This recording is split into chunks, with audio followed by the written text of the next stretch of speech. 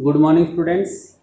आज अपने बात करेंगे हार्ट की इंटरनल स्ट्रक्चर का। जो लास्ट टॉपिक चल रहा था उसी में आप लोगों ने कहा था कि सर हार्ट के इंटरनल स्ट्रक्चर में कुछ स्पेशल पार्ट दिख रहे थे, उन्हीं पार्ट्स का डिस्कशन अभी अपने करने वाले हैं। सबसे पहले आप एक डायग्राम जो है वो मैं ड्रॉ कर रहा हूँ, उस डायग्राम को देखें बेटा।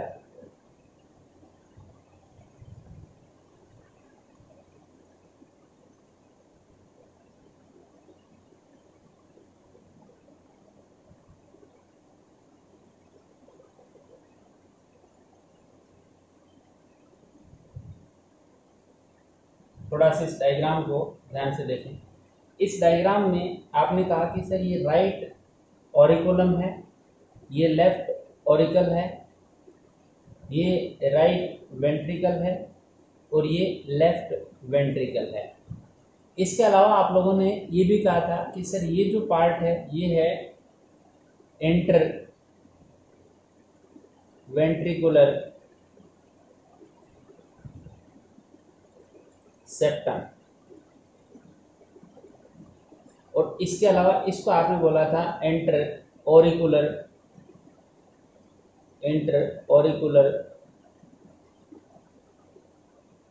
सेप्टम।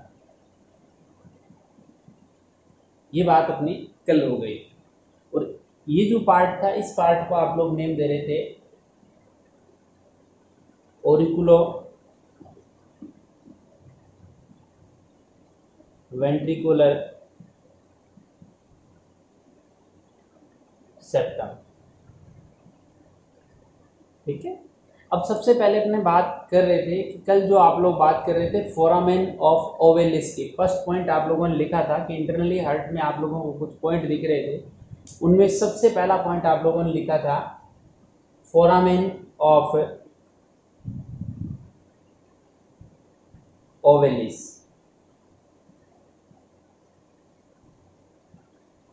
फोरामेन ऑफ ओवेलिस जो है उसका डिस्कशन आप लोग करें तो सबसे पहले तो ये होता क्या है। देखो ये आपको मिलेगा इन दोनों जो ऑरिकल्स है उनके बीच का ये जो सेप्टम है, इसके अंदर एक पोर होता है। इस पोर को ही आप बोलते हैं, क्या नेम देते हैं इसको ही नेम देते हैं फोरामेन ऑफ ओविलिस। फोरामेन ऑफ ओविलस क्या बोलते हैं बेटा? फोरामेन ऑफ ओविलस बोल सकते हैं। तो आप लोग डायरेक्टली ये कह सकते हैं कि in embryonic stage a pore present between both auricles at embryonic stage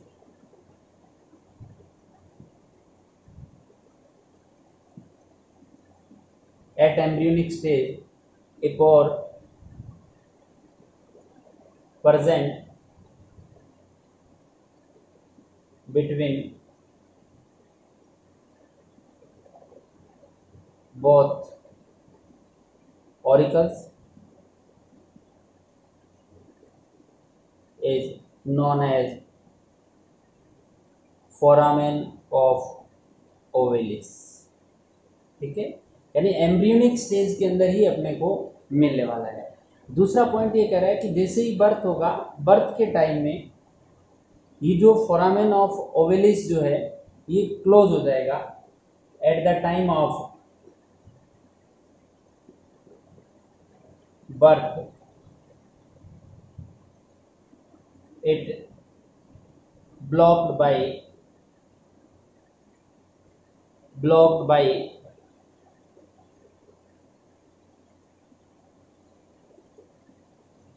some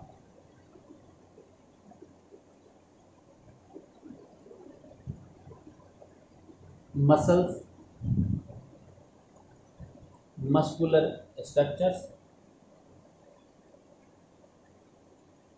वैसे ये कनेक्टिव टिश्यू होता है बेटा, मैं मस्कुलर स्ट्रक्चर की जगह कनेक्टिव टिश्यू ले देता हूँ। कनेक्टिव टिश्यू इसके थ्रू ब्लॉक हो जाएगा, और ब्लॉक करने वाली जो स्ट्रक्चर होगी उन्हीं को आप लोग नेम देंगे which is known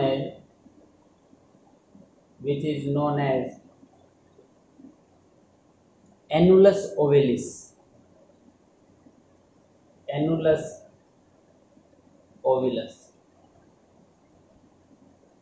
annulus ovalis तो होगी वो जो स्ट्रक्चर जो इसको कवर करेगी, चारों तरफ से ब्लॉक करने का काम करेगी, and blocked part of foramen of ovalis is known as fossa ovalis. ध्यान रखिए 3 नेम मैंने आपको क्लियर करा दिए। थोड़ा सा देखें, ये पोर था, इसको नेम दिया आप लोगों ने फोरामेन ऑफ ओविलस, ठीक है। जैसे ही इसको धीरे धीरे आप लोगों ने कवर किया, इसको कवर कर दिया, ये जो स्ट्रक्चर थी, इन लिगामेंट्स को, कनेक्टिव टिश्यूज को आप लोग नेम दे रहे हैं एनुलस, एनुलस ओविलस, ठीक है। और ये जो ब्लॉक्ड स्ट्रक्चर जो हो जाएगी पूरी की पूरी, ये ब्लॉक हो जाएगा, ये पोर जो ब्लॉक हो जाएगा, इस ब्लॉक पार्ट को आप क्या नेम देंगे, इसको बोलेंगे आप लोग फोसा ओविलिस, फोसा ओविलिस। तो आई थिंक समझ में आ गई होगी आप लोगों को। मैंने आप लोगों को कल जो लास्ट पॉइंट आप लोगों को लिखाए थे, कुछ नेम बताए थे। देखिए इंटरनली हार्ट में आप लोगों को कुछ पार्ट मिलेंगे, जिसमें से एक पार्ट आप लोगों ने लिखा था फोरामेन ऑफ ओविलिस, दूसरा पार्ट आप लोगों ने लिखा था फोसा ओविलिस। सेकंड पॉइंट मैं यहाँ लिख देता हूँ, फोसा ओविलिस। और थर्ड पॉइंट जो आप लोगों ने लिखा था वो लिखा था फोरामेन ऑफ एनुलस या एनुलस ओविलिस, फोरामेन ऑफ एनुलस, या इसी को बोल सकते हैं एनुलस, एनुलस ओविलस, ठीक है। तो एक बार आप लोग इसका स्क्रीनशॉट लें। मैंने 3 पॉइंट जो है इसी एक डायग्राम से बता दिए कि ये जो इनिशियली फोरामेन ऑफ ओविलिस जो है, ये फोरामेन ओविलिस जब ब्लॉक हो जाएगा, यानी कि ये जैसे अडल्ट में कन्वर्ट होगा या at the time of birth जो है ये फोरामेन ओविलिस बंद हो जाएगा, इसी को आप बोलते हैं फोसा ओविलिस। और बंद करने वाली जो लिगामेंट्स, या यूँ मान लें कि इसके चारों तरफ का जो कनेक्टिव टिश्यू होगा उसको आप लोग नेम देंगे फोरामेन ऑफ एनुलस। तो एक बार बेटा आप लोग इसका स्क्रीनशॉट जो है वो लें, उसके बाद अपने बात करेंगे कि ये जो फोरामेन ओविलिस जो है या जो फोसा ओविलिस है, इसका काम जो है वो क्या था, किस टाइप से कौन सी डिजीज कोज करने का काम कर रहा था। एक बार आप लोगों को आई थिंक दिख रहा होगा, नहीं तो मैं थोड़ा सा एडजस्ट कर देता हूँ इसको।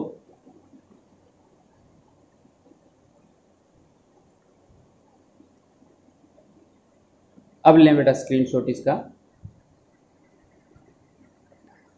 देखो बेटा बात करें अपने, ये जो फोरामेन ओविलिस है, आपने कहा कि सर ये आफ्टर बर्थ जो है बंद हो जाएगा, जिसको आप लोग फोसा ओविलिस बोलते हैं। बट इससे लेकिन नोट डाल के आप लोग स्पेशल लिखें, but in some child it does not blocked, और जिन बच्चों के अंदर ब्लॉक नहीं होगा उनके अंदर सो ऑक्सीजनेटेड एंड डीऑक्सीजनेटेड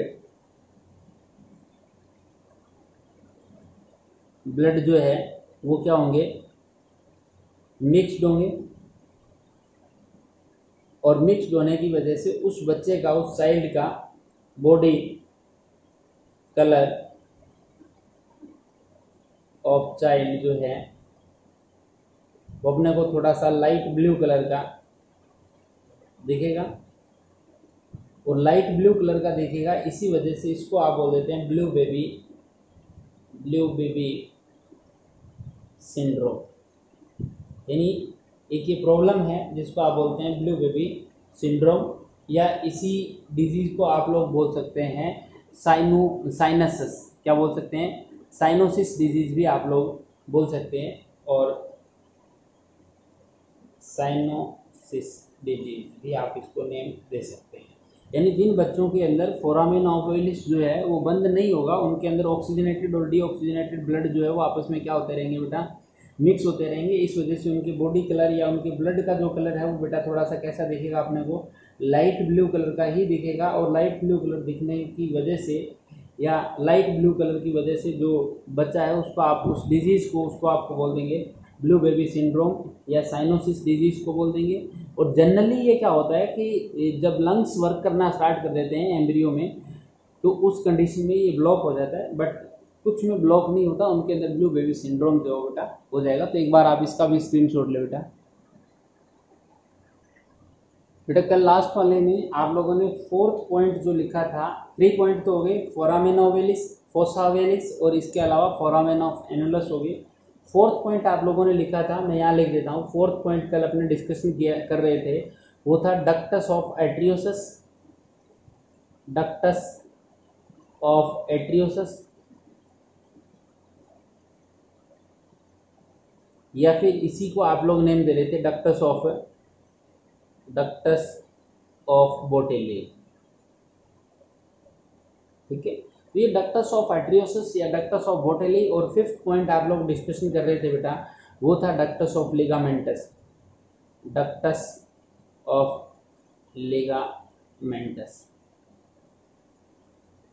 तो ये भी आप लोग एक बार देखें। जनरली क्या था, आप लोगों ने देखा था कि ये जो राइट वेंट्रिकल है, इस राइट वेंट्रिकल से, जैसे अपर साइड में कल डायग्राम में दिख रहा था आप लोगों को, मैं यहाँ लोअर साइड से ही दिखा रहा हूँ आपको। इस टाइप से आपने कहा कि सर ये जो आर्टरी थी इसको बोल रहे थे सिस्टेमिक आर्टरी या अरोटा। बड़ी वेन थी जिसके अंदर बड़ी आर्टरी थी जिसके अंदर ब्लड जो है वो हार्ट से बाहर निकल रहा था, या प्योर ब्लड जो है वो बॉडी को सप्लाई हो रहा था, बॉडी पार्ट्स को। और इसी टाइप से आप लोगों ने डिस्कशन किया था कि सर ये जो राइट वेंट्रिकल है, इस राइट वेंट्रिकल से एक डक्ट जो है वो निकल रही थी, उस डक्ट को आप लोग नेम दे सकते हो बेटा पल्मोनरी आर्टरी। क्या नेम देते हैं इसको? पल्मोनरी आर्टरी इसको नेम दे सकते हैं। ये पल्मोनरी आर्टरी अपने को पता है कि ये पल्मोनरी आर्टरी लंग्स के पास जा रही थी इम्प्योर ब्लड लेके, मैंने इसलिए इसको ब्लू कलर से डिनोट कर दिया। ये है बेटा पल्मोनरी आर्टरी, और ये जो है आपके सिस्टेमिक एरोटा जो है, ये दोनों आपस में क्या होती है कि निकलते ही आपस में मिक्स हो जाती है। और ये जो मिक्सिंग वाला एरिया है, आप ऐसे बोल सकते हैं कि सर ये तो है सिस्टेमिक एरोटा, और ये जो है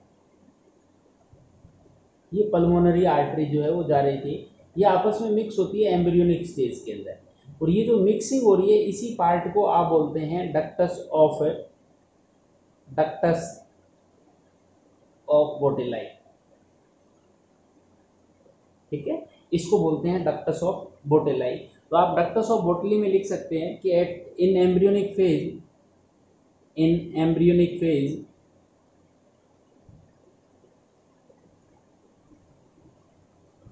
systemic aorta and pulmonary artery mixed की जगह अपने ले देते हैं connected with each other, connected by ductus of आर्टरियोसिस, यानी इसी को आप बोलते हैं डक्टस ऑफ आर्टरियोसिस। एम्ब्रियोनिक फेज में ये जो है ओपन रहती है, और जैसे ये क्लोज हो जाएगी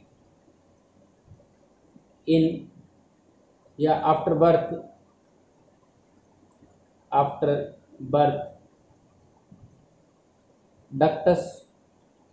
ductus of Botalli closed by ductus of ligamentous। यानी ये कह रहा है कि अडल्ट के अंदर ये जो है वो क्लोज हो जाती है, बंद हो जाती है, तो इसी को आप बोलते हैं डक्टस ऑफ लिगामेंटस, यानी 5th नंबर में लिख देता हूँ। तो डक्टस ऑफ बोटेलाई और डक्टस ऑफ लिगामेंटस भी अपना कंप्लीट हो गया बेटा। ये जो रीजन है इसी एरिया के ऊपर आप लोगों को डक्टस ऑफ बोटेली और डक्टस ऑफ लिगामेंट जो है वो अपने को मिलने वाले हैं। तो एक बार आप इसका भी स्क्रीनशॉट लें कि अपने को कौन कौन से पार्ट जो है वो डक्टस ऑफ आर्टेरियोसिस या डक्टस ऑफ लिगामेंट जो है वो कौन सा हिस्सा है। एक बार स्क्रीनशॉट लें बेटा इसका। देखो बेटा फिफ्थ जो नेक्स्ट पॉइंट था अपना वो अपने ले रहे हैं वाल्व ऑफ हार्ट। हार्ट के अंदर कुछ वाल्व्स जो है उनका डिस्कशन अपने कर लेते हैं। मैं डायग्रामेटिकली ही आप लोगों को बता देता हूँ बेटा सारा कुछ।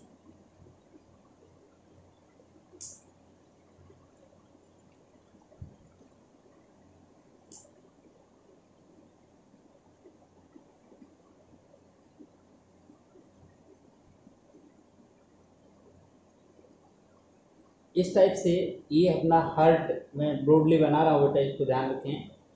ये 4 चैम्बर्ड हार्ट है, right auricle, left auricle, right ventricle और ये लेफ्ट वेंट्रिकल। सबसे पहले अपने बात करते हैं कि बॉडी का जो अपर पार्ट है, अपर पार्ट ऑफ बॉडी जो है, मैं यहाँ लिख देता हूँ बेटा।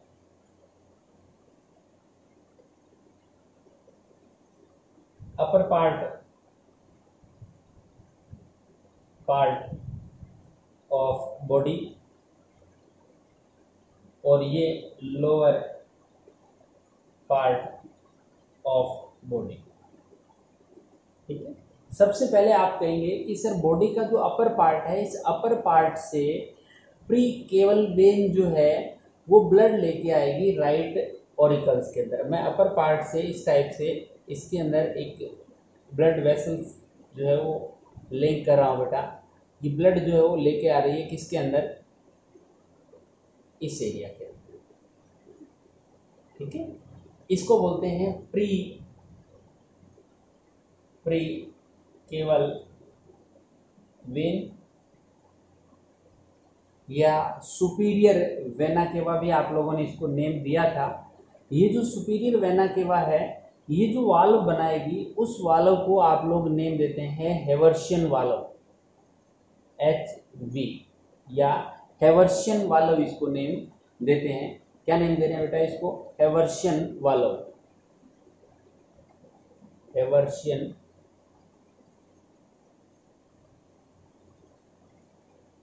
ठीक है, दूसरा पॉइंट आप लोगों ने ये भी देखा होगा कि जो बॉडी है उस बॉडी के लोअर पार्ट से भी ब्लड को लाने वाली जो इंफीरियर वेना केवा जो है वो भी अपने को मिलेगी।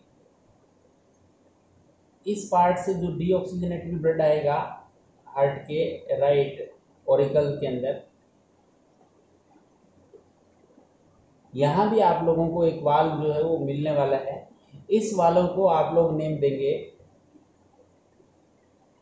EB, यानी कि इसको बोलते हैं यूस्टिचियन वाल्व।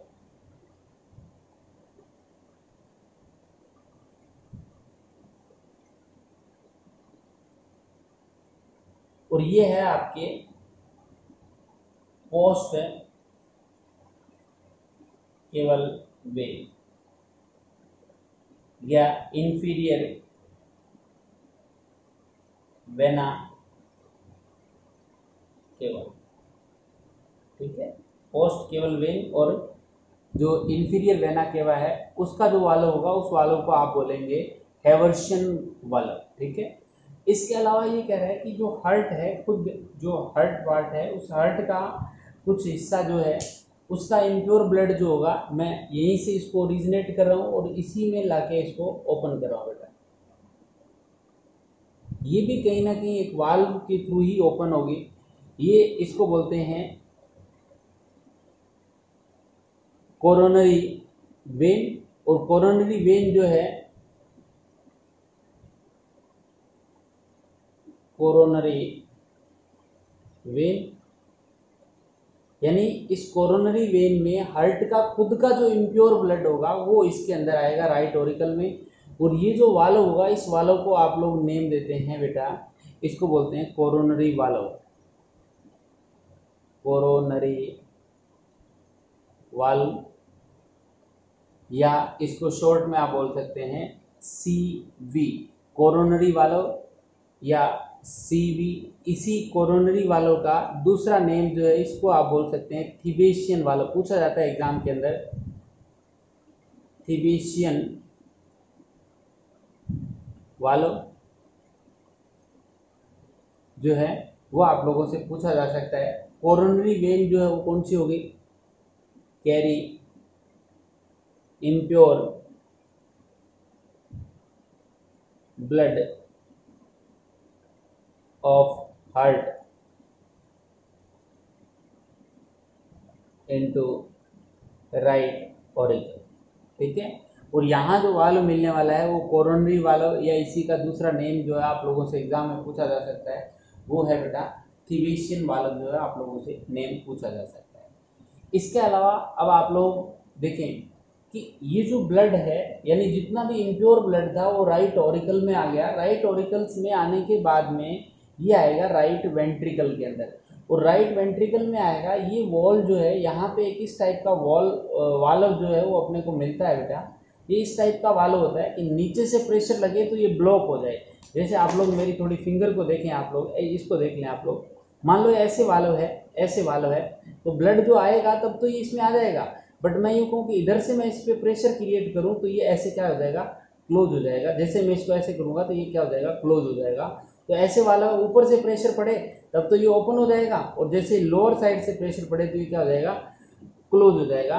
तो ये जो वाल्व है इस एरिया के अंदर, ये जो यहाँ वाल्व मिलेगा इस वाल्व को बोलते हैं TB, ट्राइकस्पिड वाल्व। क्या बोलते हैं बेटा इसको?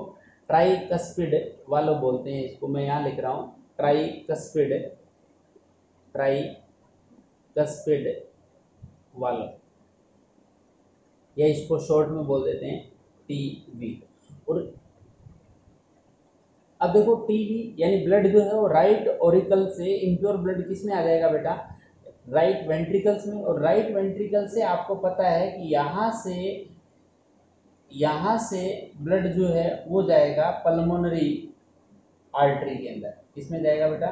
पल्मोनरी आर्टरी के अंदर जाएगा। और ये पल्मोनरी आर्टरी जो होती है उसके अंदर इम्प्योर ब्लड होता है। कैसा ब्लड होगा? Impure blood. तो मैं यहाँ नेम लिख रहा हूँ साथ साथ में, पल्मोनरी आर्टरी। और पल्मोनरी आर्टरी के अंदर कैसा होता है बेटा? डीऑक्सीजनेटेड ब्लड इसमें मिलने वाला है। ये डीऑक्सीजनेटेड ब्लड को कहाँ लेके जाएगी? ये लंग्स तक लेके जाने वाली है। तो लंग्स तक लेके जाएगी। ये जो वाल्व मिलने वाला है इस एरिया में, इस वाल्व को आप नेम देते हैं SV। क्या बोलते हैं बेटा? SV। मैं अंदर वाली साइड से ला रहा हूं इसको ताकि आपको समझने में दिक्कत नहीं आए। SV, या इसको बोलते हैं सेमी लूनर वाल्व। ठीक है, तो ये सारा का सारा ब्लड जो है इम्प्योर ब्लड किसके पास जाएगा? लंग्स के पास जाएगा। अब लंग्स के अंदर क्या होगा कि गैस का एक्सचेंज जो है होने वाला है, और गैस का एक्सचेंज होने के बाद आप लोगों को ये पता है कि लंग्स से एक पाइप जो है वो आती है किसके अंदर बेटा? ये आपके आएगी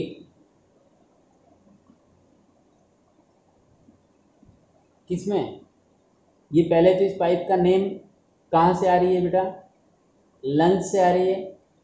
और इसके अंदर जो ब्लड होगा वो कैसा होगा? ऑक्सीजनेटेड ब्लड होगा। दूसरी बात, इस पाइप का नेम क्या है? तो आप बोलते हैं पल्मोनरी वेन। क्या बोलते हैं बेटा इसको? पल्मोनरी वेन बोलते हैं। और इस पल्मोनरी वेन के थ्रू जो ब्लड आएगा वो किसके अंदर आएगा? आपको वो आएगा लेफ्ट ऑरिकल्स के अंदर। और इस एरिया में कोई भी वाल्व नहीं होता, नो वाल्व। एग्जाम में पूछा जा सकता है कि कौन से जो डक्ट है उसके आगे वाल्व आप लोगों को नहीं मिलता। तो ये जो वेन है वो आएगी किसके अंदर? लेफ्ट ऑरिकल में आएगी। प्योर ब्लड लेके आएगी कहाँ से? ये लंग से लेके आएगी। बट इस एरिया में किसी भी टाइप का कोई वाल्व जो है वो अपने को नहीं मिलता।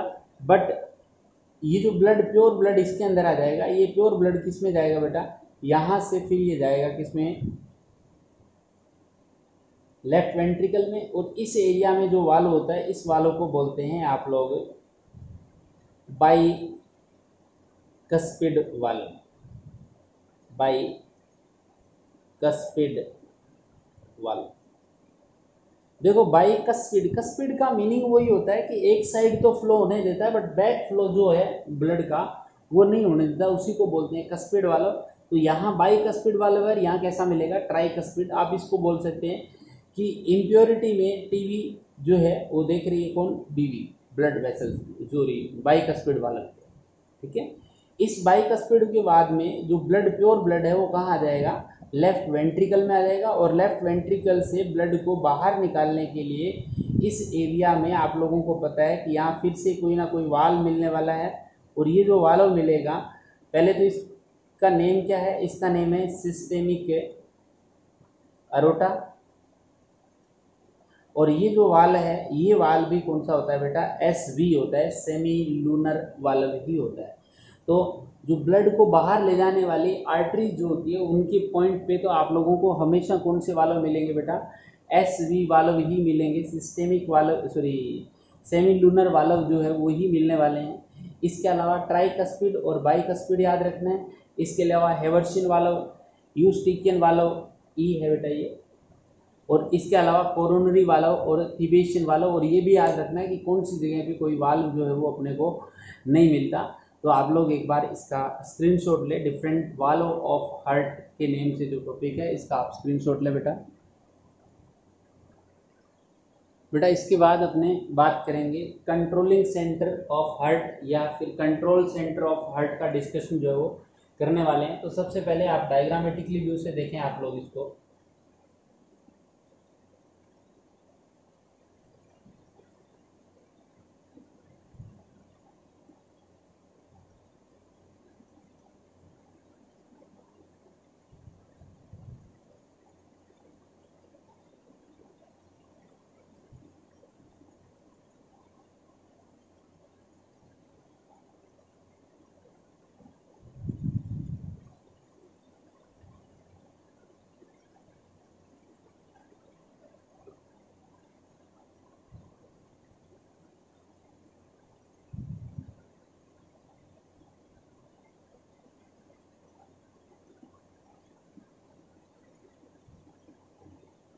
इस टाइप की स्ट्रक्चर जो है वो हार्ट की आप लोग ले सकते हैं।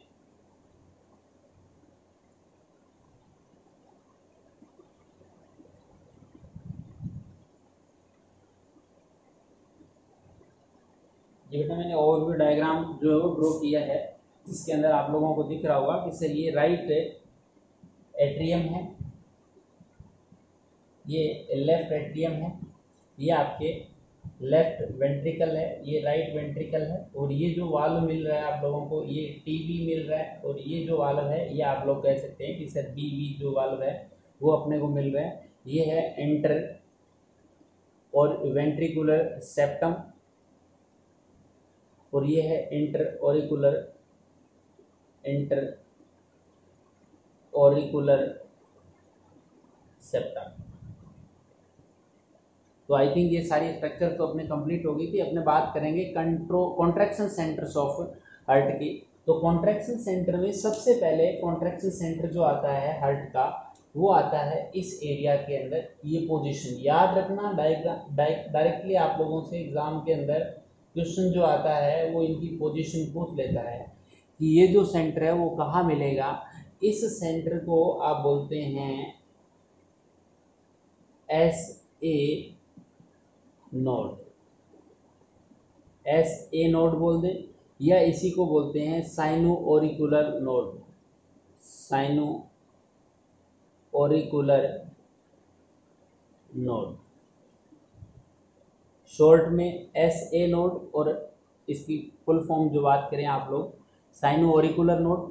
इस साइनो ऑरिकुलर नोड से जो मैसेज जाता है वो जाता है सेकंड नोड के पास बेटा। इस सेकंड नोड को आप लोग कहाँ मिल रहा है, ये पोजीशन ज़्यादा इम्पोर्टेंट है, ध्यान रखें। इस नोड को आप लोग नेम देते हैं। ये फर्स्ट नोड हो गया। ये जो सेकंड नोड है, इस सेकंड नोड को बोलते हैं आप लोग एवी नोड, ऑरिकुलर वेंट्रिकुलर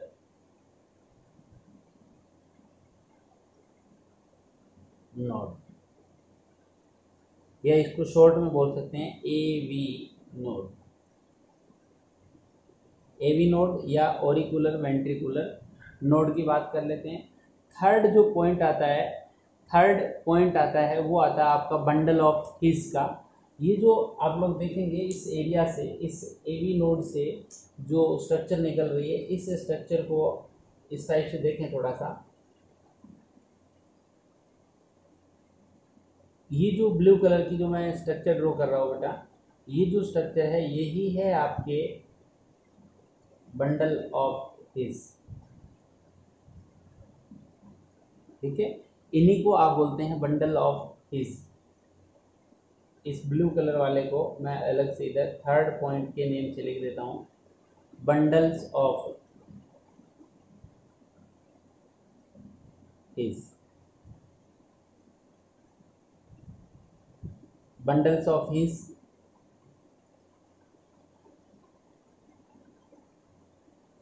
इसके अलावा बात करते हैं अपने लास्ट एंड फाइनल। ये बंडल ऑफ हिस जो है निकलते हैं आपके पुरकिंजे फाइबर से। देखो मैं इस पुरकिंजे फाइबर्स को फर्दर जो है वो इस टाइप से रेड कलर से इनको डिनोट कर देता हूँ बेटा।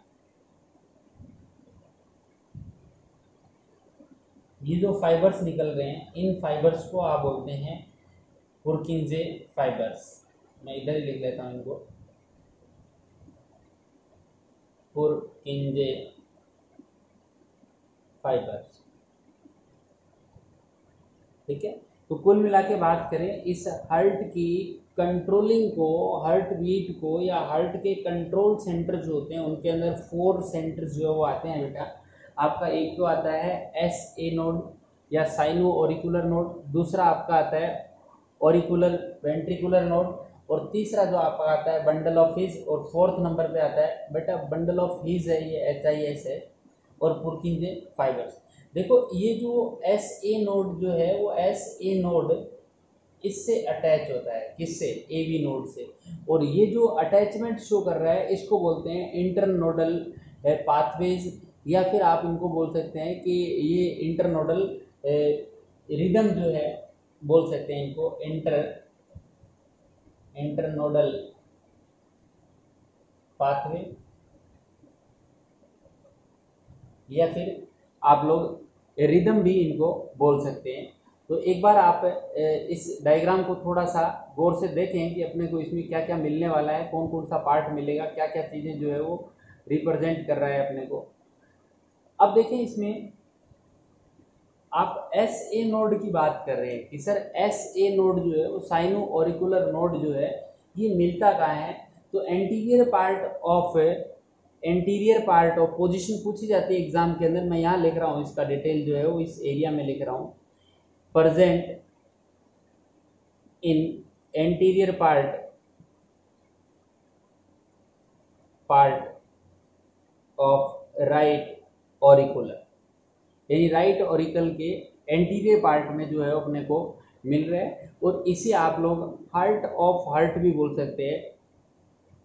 It is also known as heart of heart, heart of heart, यानी हार्ट का हार्ट इसको बोला जा सकता है, या इसी को आप बोल सकते हैं पेस मेकर, और पेस मेकर, क्योंकि हार्ट बीट जनरेट करने का काम कौन कर रहा है? यही कर रहा है, इस वजह से इसको क्या बोल सकते हैं? हार्ट बीट जनरेशन सेंटर या फिर पेस मेकर भी इसको बोल सकते हैं। इसी का एक नेम आप लोग और दे सकते हैं बेटा, मैं इधर लिख देता हूँ और लिख के, इसको बोल सकते हैं broadcasting centre, broadcasting centre.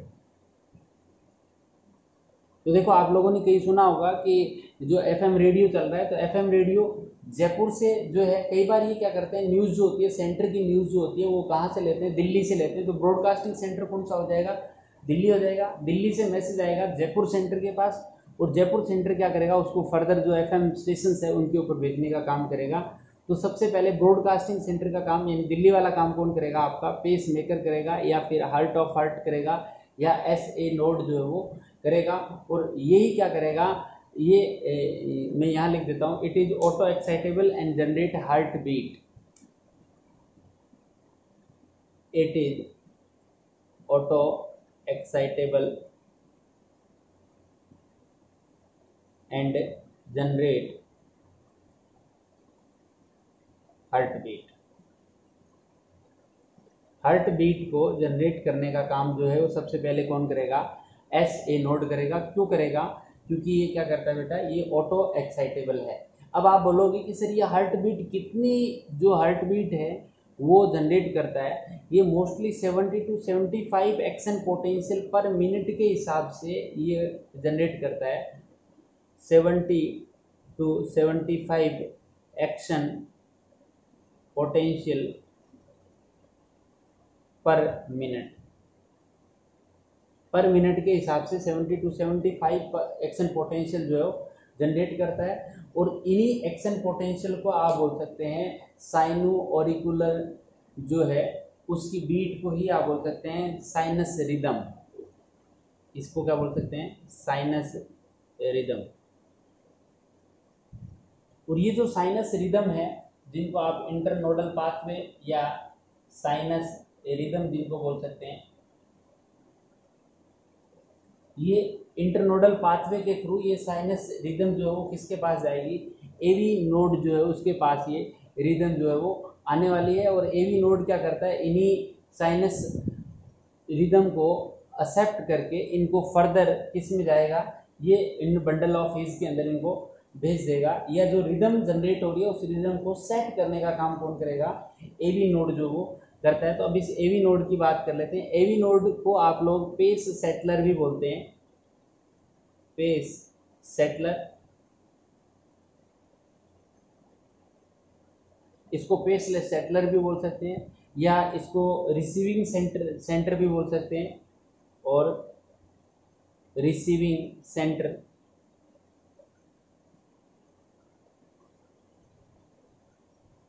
Of heart भी इसको बोला जा सकता है।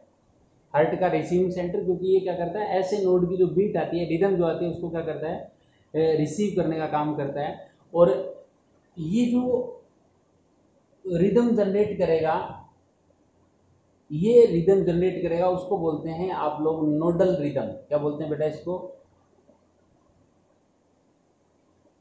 It generate nodal rhythm. ये नोडल रिदम को जनरेट करेगा। वो कौन सी रिदम थी, वो साइनस रिदम थी। और ये कौन सी होगी बेटा, नोडल रिदम जो है उसको जनरेट करेगा। और यही नोडल रिदम जो है ये क्या करेगी, इसके नीचे लेफ्ट कॉर्नर पर, सॉरी इसकी पोजीशन जो है आप लोगों से पूछी जा सकती है। ये इसके नीचे जो बंडल ऑफ हीज है उनको डिवाइड कर देगा। इसकी पोजीशन जो है वो मैं यहाँ लिख देता हूँ बेटा। इसकी पोजीशन ये पूछता है present at lower part of right atrium towards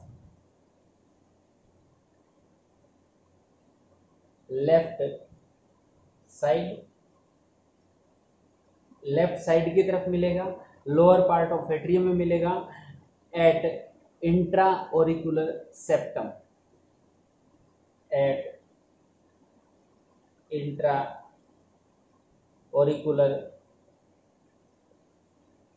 septum पूछा जा सकता है। आई थिंक मैंने छोटा लिखा है, फिर भी आप लोग इंट्रा ऑरिकुलर सेप्टम के पार्ट में, यानी राइट ऑरिकल के लेफ्ट पार्ट में, राइट ऑरिकल के लेफ्ट पार्ट में इंट्रा ऑरिकुलर सेप्टम के पास में, इंट्रा ऑरिकुलर सेप्टम जो है IAS जो है उसके पास में अपने को मिल रहा है। तो एक बार आप इसका स्क्रीनशॉट जो है वो लें, बंडल ऑफ हीस का डिस्कशन और पुरकिंजे फाइबर का डिस्कशन मैं नेक्स्ट स्लाइड में लूँगा। एक बार बेटा आप इसका स्क्रीनशॉट लें, अदरवाइज ये मिक्स हो जाएगा, तो एक स्क्रीनशॉट ले लें इसका।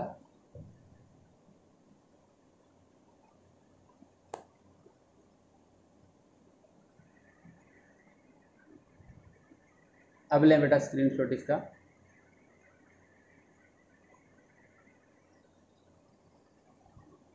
बेटा इसके बाद अपने जो थर्ड थे जिनको आप बंडल ऑफ हीस बोल रहे थे, बंडल ऑफ हीस जो थे, बंडल ऑफ हीस जो है वो जनरली इनका कोई पर्टिकुलर फंक्शन जो है वो आप नहीं बोल सकते, आप डायरेक्टली ये कह सकते हैं कि it receive impulse from AV node and pass it into both ventricles, from AV node and pass it in both ventricles to Purkinje fibres. यानी ये जनरली क्या करेगा कि इंटरवेंट्रिकुलर सेप्टम जो है उसके ऊपर प्रेजेंट होता है, और ये जनरली क्या करेगा, दोनों जो वेंट्रिकल्स है उन दोनों वेंट्रिकल्स को एवी नोड से मैसेज लेके पास कर देगा। इसकी पोजीशन भी लिख देता हूँ, प्रेजेंट एट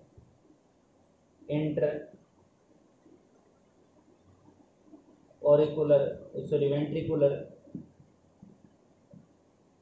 सेप्टम, वहाँ प्रेजेंट होता है, दोनों के अंदर स्प्रेड करवा देगा।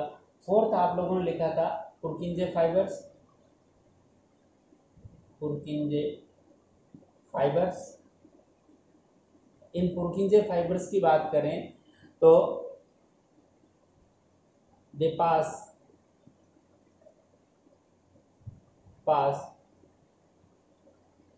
impulse to wall of both ventricles and responsible for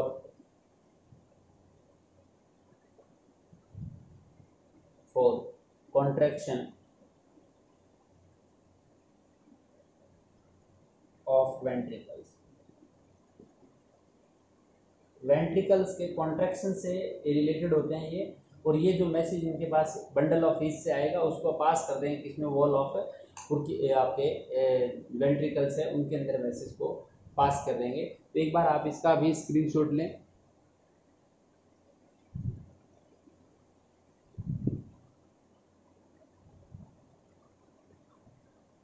बेटा ये डिफरेंट कंट्रोलिंग सेंटर जो है वो हार्ट के वो हो गए, कॉन्ट्रैक्शन सेंटर सॉरी। इसके बाद कंट्रोल सेंटर ऑफ हार्ट जो है वो अपने वो करेंगे, पर आज की जो क्लास है उसकी टाइमिंग कंप्लीट हो रही है अपनी। कंट्रोल सेंटर फिर हार्ट बीट जो है उनका डिस्कशन अपने मैकेनिज्म ऑफ हार्ट जो है वो कल के नेक्स्ट जो वीडियो रहेगा उसके अंदर करेंगे। तो आज के लिए इतना ही, थैंक यू।